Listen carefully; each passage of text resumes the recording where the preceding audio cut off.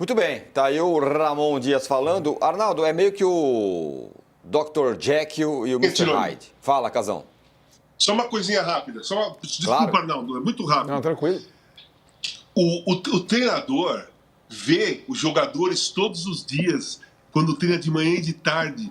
Se ele não colocou o Coronado, é porque ele viu que no treinamento não estava respondendo aquilo que ele queria. Sim, bom ponto. O que eu estava falando, que tem a ver com isso, Casão, é que o Ramon Dias parece meio o Dr. Jekyll e o Mr. Hyde, né? É o cara das Copas que dá umas paçocadas, umas substituições que ninguém entende. Foi assim no ano passado. E lá o do Campeonato Paulista foi campeão e tudo mais. Do brasileiro, ficou um monte de tempo sem perder, Arnaldo. Bom ponto. Eu acho que a gente talvez tenha que voltar um pouco às Copas desde o ano passado, né? O Casão fez o recorte da pré-Libertadores, que ele foi muito mal, inclusive estrategicamente, né? O jogo do Barcelona e Guayaquil, aquela linha de 3 zagueiros sem volante. Bom, enfim, desastres táticos também aconteceu no ano passado contra o Racing. Então, assim, olha, a estratégia deles para jogo de Copa é bem discutível e acho que passa um pouco pela estratégia de ontem, sobretudo no segundo tempo, quando ele tenta abrir Giovani e Tales para furar uma defesa que já estava bem composta. E olha que, assim, o Casal também deu uma pincelada sobre o primeiro tempo, ele começa com o Carrillo mais ao lado do Ranieri e o Martínez de ponta direita. Sendo que o Carrillo tem muito mais condição de atacar do que o Martínez.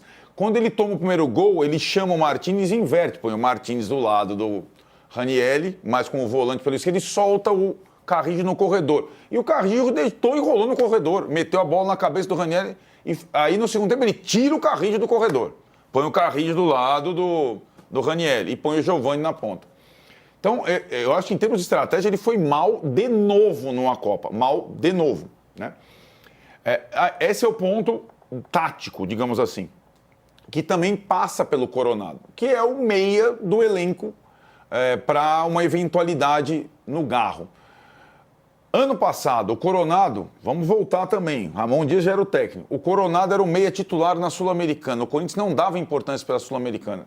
E o Coronado fez ótimas partidas. Você lembra da partida do Coronado contra o Fortaleza lá no Castelão e depois aqui?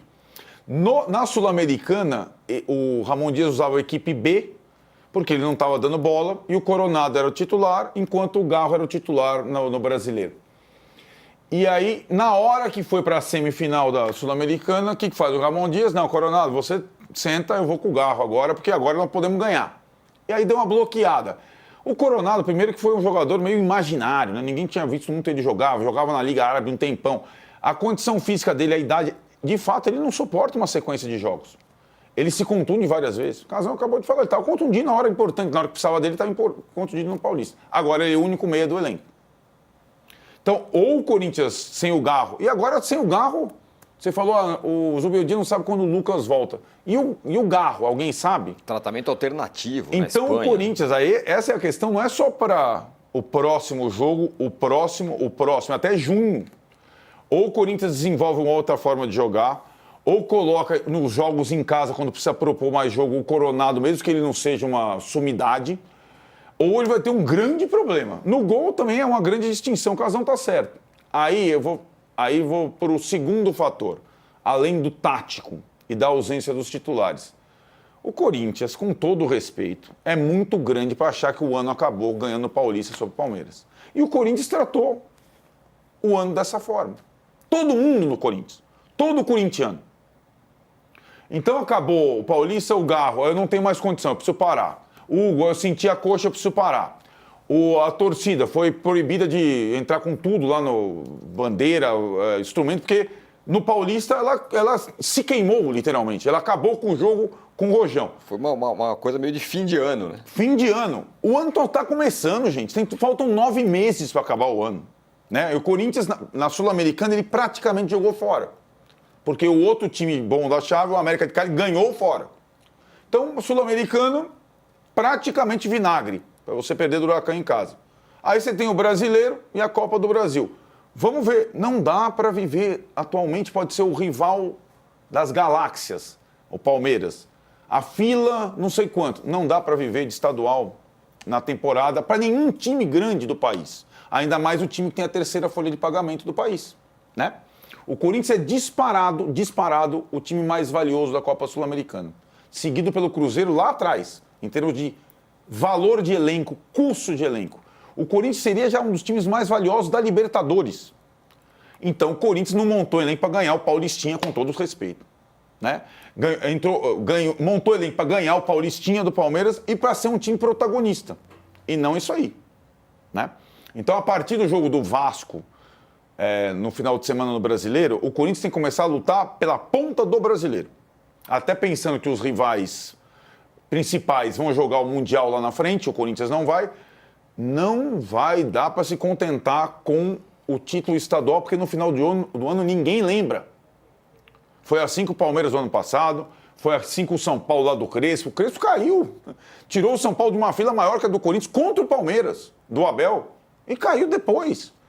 Então essa mobilização foi super legal, o Corinthians está feliz pra caramba, tem um crédito grande, mas é só para quem comanda, não é bem assim. Para o Melo, que começa a ter problema, a gente vai falar disso agora, e para o Ramon Dias. Muito confortável a situação. O conforto do Ramon Dias eu cheguei para tirar o time do rebaixamento, e eu cheguei para ganhar um título, tirar o time da fila. Então, se é só isso, ele não precisa fazer mais nada. Não é só isso. Sair do rebaixamento com esse elenco é obrigação.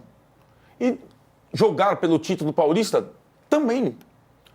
Agora, o Corinthians tem 3 torneios a disputar. E não dá para viver só daquela quinta-feira maravilhosa em Itaquera. Até porque, com as restrições todas, vai demorar para ter uma outra quinta-feira maravilhosa em Itaquera. E o Corinthians, que é muito forte em Itaquera contra os rivais, no Paulista e no Brasileiro, em torneios internacionais, é fraco. O Corinthians não tem tradição em torneio internacional, né? E precisa tratar essas coisas de uma forma diferente. Não só taticamente falando.